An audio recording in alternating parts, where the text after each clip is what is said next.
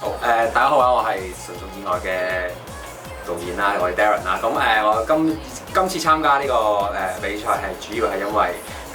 本身係學校咁亦都有啲比賽有啲活動啦。咁我都想趁喺畢業之前可以有多啲嘅比賽經驗啦，甚至係有多啲拍片嘅機會。咁啱上網睇到有呢個駕駛學院嘅比賽提供啦，咁亦都會有提供場地啊，甚至有車咁樣樣。我覺得一個好難得嘅機會，咁亦都係一個比賽可以等我同埋我啲同學有多個玩嘅一個形式啦，同埋都希望可以透過今次比賽做一啲聯賽作品啦。咁喺畢業之前都可以作一個記錄咁樣咯。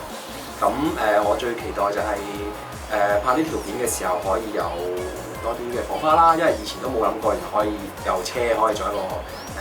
素材咁去拍一個劇本一個作品咁樣嘅，咁都好期待之後落嚟嘅一個製作咁樣啦。